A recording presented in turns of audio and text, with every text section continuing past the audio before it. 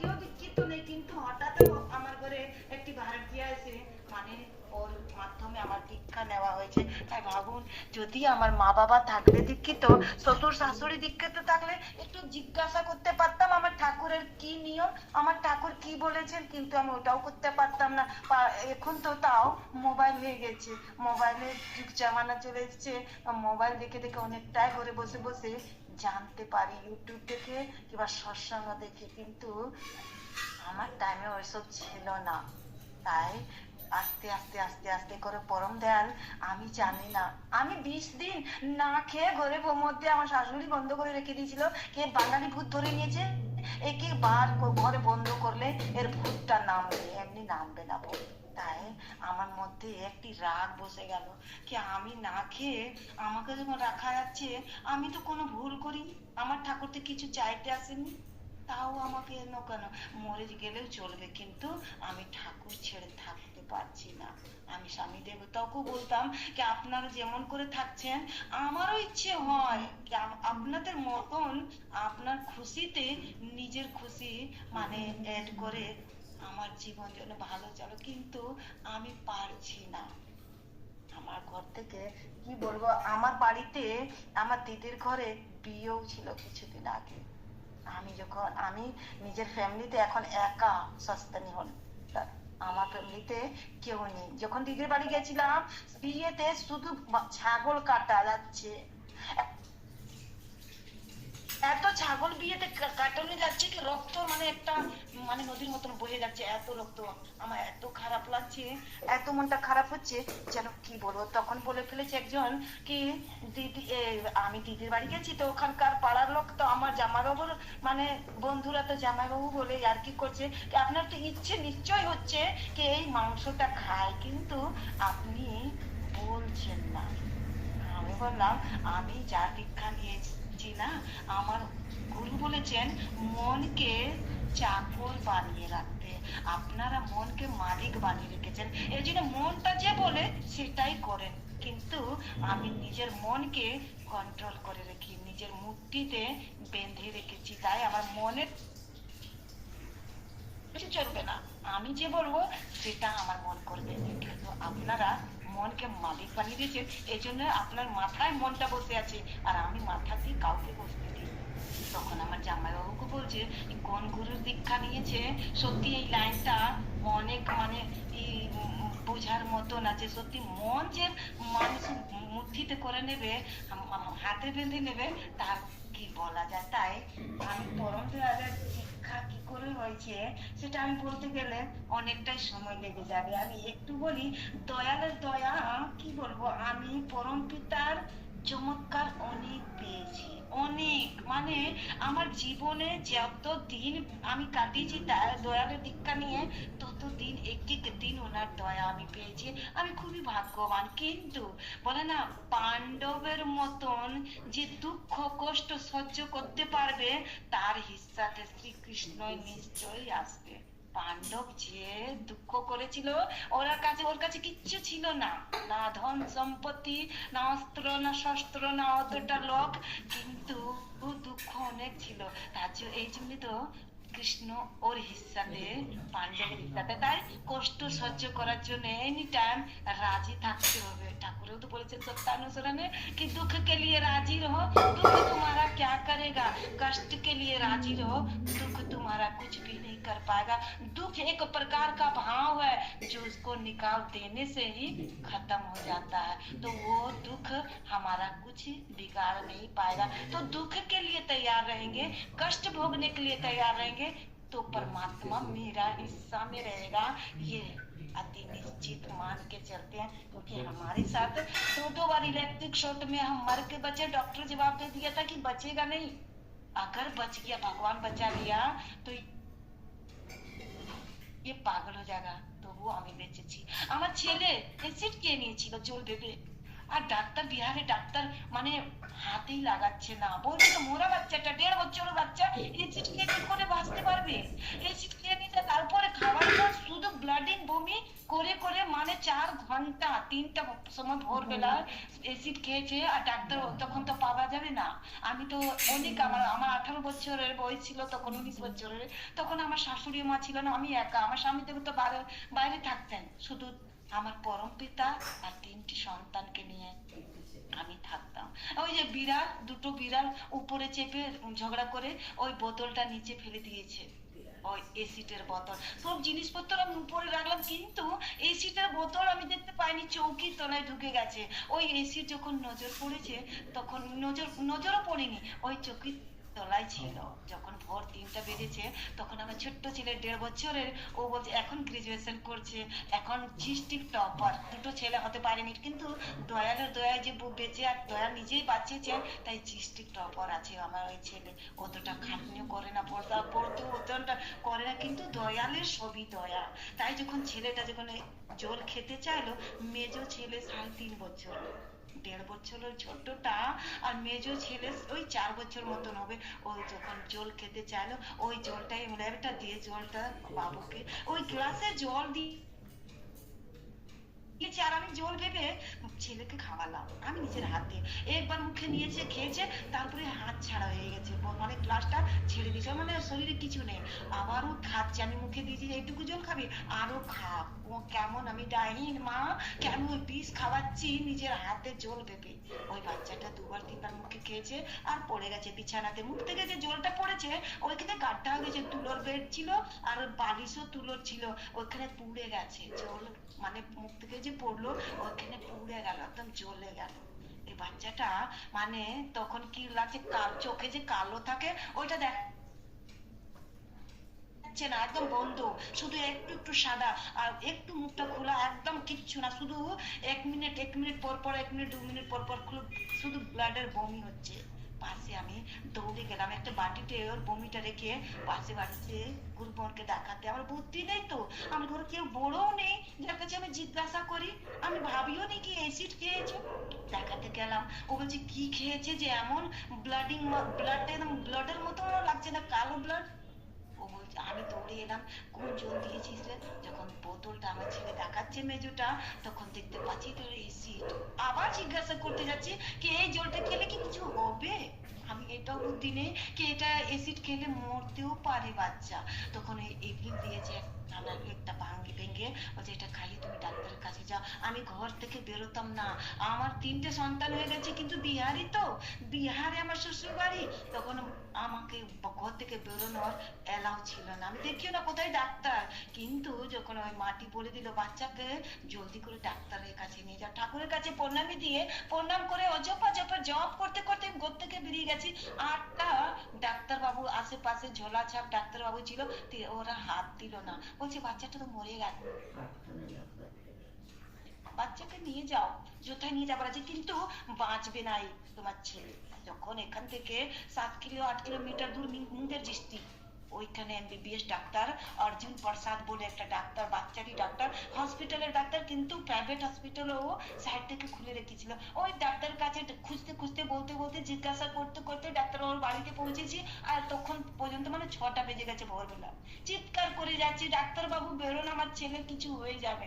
Doctor বাবু বাথরুমে লুঙ্গি, বাথরুমে ছিল লুঙ্গি পড়তে পড়তে স্বামী স্ত্রী দুজনে এলো, দরজা খুলেছে।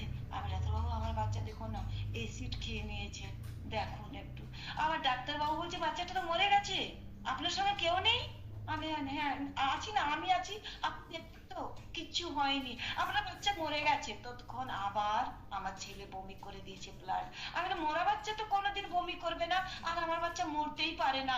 আমার ঠাকুর বলেছেন যে বাচ্চার যার ইষ্টবৃত্তি হয়, 30 দিনে ইষ্টবৃত্তি যায়, তার অকাল মৃত্যু হয় না। আমি যখন জানতে পারলাম আমার সন্তান গর্ভে এসেছে, তখন থেকে আমার ছেলের ইষ্টবৃত্তি করে, তারপরে এই মৃত্যু, অকাল মৃত্যু কি করে হবে? আপনি হাত লাগান, মরা বাচ্চা কোনোদিন বমি করে না, আপনি হাত লাগান। ওর স্ত্রী আমাকে ধরে মানে সোফাতে বসিয়ে বলছে আপনার সঙ্গে কেউ আসেনি, এজন্য আপনাকেই বলতে হবে, আপনার ছেলে নয়, মরে গেছে, আপনার ছেলে শেষ হয়ে গেছে, নিয়ে যাও। তখন আমি ডাক্তারবাবুর গলায় মানে শার্ট পড়েছিল, আমি ধরে নিয়েছি আর চিৎকার করে বলছি আমার ছেলে কোনোদিন মরতে পারে না, আমার ছেলে মরবে না, এর ইষ্টপ্রীতি করি আপনি হাত লাগান। এই যে বুকটা খুলে গেঞ্জি খুলে দেখাচ্ছি, মানে দেখুন নড়ছে, বুকটা নড়ছে এখনো, এ মরতে পারে না, আপনি হাত লাগান, যদি আমার ছেলের কিছু হয়ে গেলে আমি তোমাকে ভাসিয়ে দিব, কিন্তু যত সময় তুমি নষ্ট করছো, এক এক সেকেন্ড আমার ছেলের উপরে খুবই ভারী পড়ছে, আপনি হাত লাগান। যখন এই কথাটা বলেছি তখন ডাক্তারবাবু অন্য ডাক্তার কাছে পাঠিয়ে দিয়েছে, বলছে ওখানে पेट का धुलाई होगा ऑक्सीजन के द्वारा, आप उसको वहां ले जाइए। আমি 1 টাকাও নিয়ে যেতে ভুলে গেছি, তখন টাকা ছিল না। আবার সব জায়গাতে টোটোওয়ালা অটোওয়ালা ওষুধওয়ালা অনেক লম্বা ঘটনা, সব জায়গায় কাউকে কানে খুলে দিচ্ছি, কাউকে আংটি খুলে দিচ্ছি, কাউকে তো গলার চেন খুলে দিচ্ছি, কে এটা নিয়ে নাও আমার ছেলের, কিন্তু কেউ নিল না। বলো আপনার যখন টাকা হবে আপনি এসে দিয়ে দিবেন, কিন্তু গয়না নেব না। এমনি করে করে অনেক বড় ঘটনা আছে, 4 দিন 5 দিন যদি লেগে যায় তাও শেষ হবে না। কিন্তু মেন পয়েন্টে আসি, যখন হসপিটালে এডমিট করেছে ডাক্তারবাবু, হসপিটালে আমার 1 দিন আগে শুক্রবারে আমি ফাস্টিং করেছিলাম, শনিবারে ভোরবেলায় এসিড খেয়েছে, আর আমার অজপাজব, এই ছাড়ো রে মন ভবের আশা অজপান আমি করোনা, এইটা আমি প্র্যাকটিক্যাল নিজের উপরে অনুভব করতে পেরেছি যে অজপা যোগ কাকে বলে, অজপা যোগ করলে কি হয় সেটা আমি নিজে প্র্যাকটিক্যাল আমি এক এক জিনিস আমি অনুভব করতে পেরেছি। একদিন শনিবারে হসপিটালে এডমিট হলাম, একদিন গেল, এক রাত গেল, 2 দিন গেল, 2 রাত গেল, তৃতীয় দিন পেরিয়ে গেল, তিসরা রাত্রি এমনি বসে না খেয়ে, জল না খাওয়ার না কিচ্ছু না, মোবাইলের তখন যুগ জামানো ছিল না, সবার ঘরে লাইনওয়ালা ফোন ছিল, যে লাইন মানে তার দেওয়া থাকতো, আমার তখন কিচ্ছু ছিল না। তখন আমি কাউকে ফোনও করতে পারছিলাম না, যে আমি স্বামীকেও বলতে পারি কি আমি এই অবস্থাতে আছি, ও কেন আসুক আর আমার ছেলের জন্য কিছু যেন করতে পারে। শুধু না, দিন রাত বসে আমি হসপিটালে নাম করতাম, হসপিটালের আরো পেশেন্ট মানে পেশেন্টের মানে পেরেন্টস আসলে সবাই বলতো এই বাচ্চাটা এসিড খেয়েছে, ওরে বাবা বাচ্চাটা তো মরেই যাবে, আর বাঁচবে না, মোরা হাড়ে 1 ফোঁটা এসিড ফেলে দেখো, মোরা হাড়ে ফটো করে দেয়, এই 1.5 বছরের বাচ্চা কি বাঁচবে, সবারই কথা আমার কানে আসতো, কিন্তু আমি অজপাজপ মানে একটা পাথর যেমন হয়ে যায়, আমি পাথর হয়ে আর শুধু ঠাকুরের আশ্রিত আর নাম অজপা জপের নাম করতাম। তৃতীয় দিন রাত্রি হয়ে গেছে, 11টার পর একটা গেরুয়া বস্ত্রধারী সাধু বাবা, নিচে লুঙ্গির মতন গেরুয়া পড়েছে, একটা পাঞ্জাবি হাতে পিতলের কমন্ডল নিয়ে এসে বলছে জলটা খাইয়ে দাও, বাচ্চা আপনার ঠিক হয়ে যাবে। আমার বাবা আপনি কোথা থেকে এসেছেন? উনি বলছেন আমি চণ্ডী মন্দির থেকে এসেছি। আমি এটুকু জানতাম কি এখান থেকে চণ্ডী মন্দির 8 কিলোমিটার দূরই, তাই এত রাত্রিতে 8 কিলোমিটার দূর থেকে আপনি আসলেন এই জল দিতে? বলে তো আপনার কাছে সময় নেই, এই জলটা খাইয়ে দাও আপনার বাচ্চা ঠিক হয়ে যাবে। আমি ডান হাতে জলটা নিলাম, বাম আঙ্গুল ভিজিয়ে ভিজিয়ে ফোঁটা ফোঁটা করে বাচ্চার মুখে দিচ্ছি, কেন একটু মুখটা খুলো আছে যেন মরা বাচ্চার, তাকে ঠোঁটটা মানে বমি করতে করতে ব্লাড বমি করতে করতে ওর শরীরে সবই ব্লাড শেষ হয়ে গেছিল, ঠোঁটটা একদম শুকনো পাগলের মতন আমি হয়ে গেছিলাম। কিন্তু এই বিশ্বাসটা আমার ছিল, ঠাকুর বলেছেন যার ইষ্টবৃত্তি হয় ঠিক টাইমে, যার অকাল মৃত্যু হয় না, তাহলে আমার ছেলেরও অকাল মৃত্যু হবে না।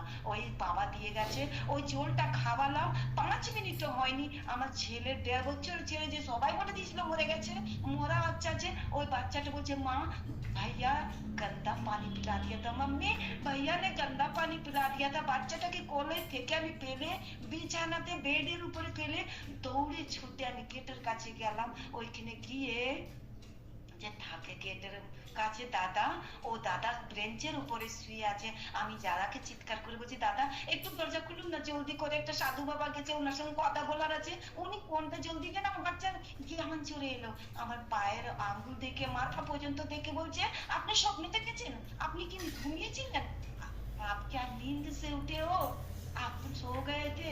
मैंने कहा भैया हम सोए नहीं थे, आप अभी अभी जल्दी बहुत दूर निकल जाएगा, आप गेट खोल दीजिए प्लिज। তখন বারে বারে এই কথাটাই বলছে। এখন কেউ আসেনি, আমি তো দরজাতেই আছি, আর চাবি আমার কাছেই থাকে, এই ডিউটি আমারই আছে।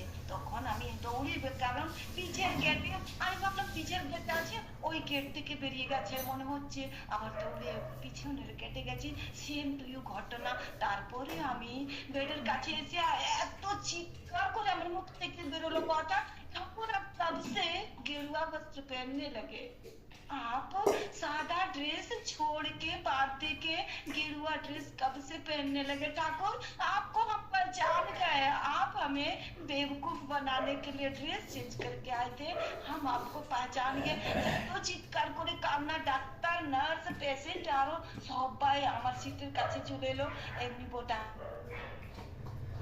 বাবুকে আমি ধরে ধরে বললাম, ডাক্তার বাবু আপনি বলেছিলেন না আমার বাচ্চা মরে গেছে। আমি বলেছিলাম। এমনি করে বলতে বলতে আমি এক্ষুনি মাটিতে পড়ে আমি অজ্ঞান হয়ে গেলাম। একটা সিটে আমার ট্রিটমেন্ট, অন্য সিটে আমার ছেলের ট্রিটমেন্ট। 40 দিন পর আমি ছেলেকে নিয়ে যখন ফিরে আসলাম, আমার গলিতে মা দুর্গা পূজার যেমন ভিড় থাকে রোডে, আমার রোডে গলিতে মানুষের ভিড়, সৎসঙ্গী, গুরু ভাই গুরু বোন, পাড়ার সবই। কি মানে কোন সাধু বাবা রাত্রি টাইমে এসে বাচ্চাটাকে জল দিয়েছে, এই জন্য মানে এই কাহিনীটা আমার পাড়াতে এমন ছড়িয়ে গেল কি একটা উদাহরণ হয়ে গেল। একটি বাচ্চা পাশে বাচ্চা একটা পড়ে গেছিল ছাদের উপরে, ওকে বলছে দেখো তো যদি তোমার মতো পুষ্পা মা কাঁদতে লাগতো তোর বাচ্চাটা কি বেঁচে থাকতো? তুমি তোমার বাচ্চা ছাদের উপরে পড়ে গেছে তো তুমি বসে কাঁদছো, মানে এইটা এই ঘটনাটা একটা উদাহরণ হয়ে গেছে। তাই বলে না আমি বলে না প্রদীপ জ্বলছে, প্রদীপ তো জ্বলে না, ঘি আর তুলো জ্বলে, নাম প্রদীপের হয়। সবই কিছু করে গেল না আমার পরম দয়াল, কিন্তু মিথ্যা মিথ্যাতে আমার নাম হচ্ছে।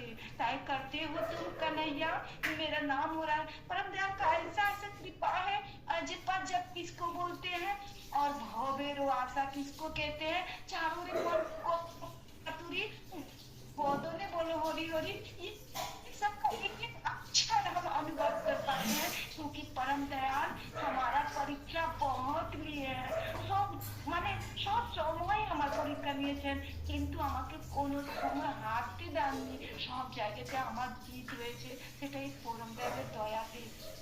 তাই আমার মা যখন জানতে পারলো, তার মা বলছে কি এই পুষ্পা তোর গুরুর আমিও দীক্ষা নেবো রে। এত বছর ধরে মাকে বলতাম মা তুমি এই বয়স হয়ে গেল তোমার, তুমি দীক্ষা নিয়ে নাও। আমার মা বলতো না রে ওই সকালবেলা ইষ্টবৃত্তি প্রার্থনা করা তুই পারবি, আমার দ্বারা হবে না। আমি আমার বোন পুনম মা সব লিঙ্কে যুক্ত হয়, ও তখন বিয়ে হয়নি, ওকেও বলতাম, সবাই ওটাই বলতো। কিন্তু এইসব ঘটনা দেখে এখন সবাই তখনই দীক্ষা নিয়ে নিয়েছেন। পরম দয়ালের দয়া এত অসীম, উনার কি বলবো এই ছোট্ট মুখ থেকে কত উনার গুণগান আমি পাচ্ছি না। এই ঘটনাটা যদি এ টু জেড সবটাই যদি বলি না তো 2-3 দিন লেগে যাবে। এত পরম দয়ালের দয়া, পরীক্ষা এত না। আমরা আশেপাশে দাদা মারে বলে সব সময় পুষ্পা মাঝে আছেন উলুধ্বনি, আর সবসময় ইষ্টকর সঙ্গে ভুলে না দেখতে পাচ্ছে, কিন্তু দয়ালের দয়াটা আমি দেখতে পাচ্ছি কি উনার কত দয়া। মরে গেছিলাম আমাকে ফিরিয়ে এনেছেন, আর উনার দয়ায় আমরা কত সুখী শান্তি জীবনে থাকছি। দুঃখটা তো আমি কামিয়ে রেখেছি, আমি ব্যাংকে টাকা যেমন রেখেছি তেমনি আমি কর্মফলটাও তো রেখেছি। আমি কত জন্ম কত কি করেছি সেটা তো আমিও জানি না, তাই ওই কর্মফলটা তো আমাকেই কাটাতে হবে।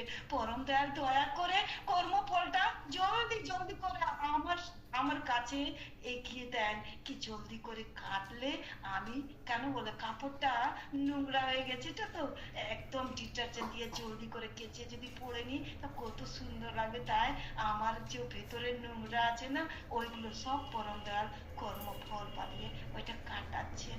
বাকি আমার পরম দয়ালের মতন দয়াল আমি জানি বিহারিতে, আমাদের বিহারিতে বলে না কি দেব দেবতা, আমার শাশুড়ি মা ভিতরে আমার ঘরে বন্ধ করে রেখেছিলেন দীক্ষা নেওয়ার পরে, এই জন্য কি এত দেব দেবতা থাকতে বাঙালি ভূতকে পুজো করবে, বাঙালি মানুষকে পুজো করার কি পেতাম।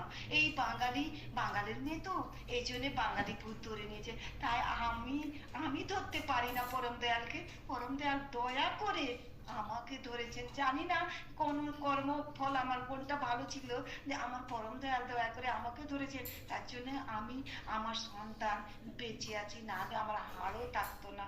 কি কোথায় আমি আছি আর আমার সন্তান আছে। 35 পর্যন্ত আমার মা বলেছেন, পাক্কা 35 হয়েছে। এই বলে আমি নিজের বক্তব্য শেষ করি। এইখানে সবাই ভালো থাকবেন, সবাই ঠাকুরকে নিয়ে ভালো থাকবেন। কেন ওনাকে ধরলে, ওনার নীতি নিয়ম পালন করলে আমরা ভালো থাকতে পারি। না হলে এখন প্রত্যেক দিন দেখতে পাই কত bike accident, bus accident, train accident, কত প্রয়াগরাজে চোখের সামনে মানুষ মারা গেল। ওই জায়গাতে আমরা কত সুন্দর করে ফিরে আসলাম। দয়ালের সঙ্গে থাকলে আমরা সব জায়গাতে ফিরে আসবো। এই বলে আমি জয়গুরু বলি, সবাইকে জয়গুরু। জানি না কি বললাম, আমি বলতে লাগি তো জানি না কি কি বলে বলে ফেলি। তো সবাইকে আমি জয়গুরু বলি। জয়গুরু দাদা মা, সবাইকে জয়গুরু।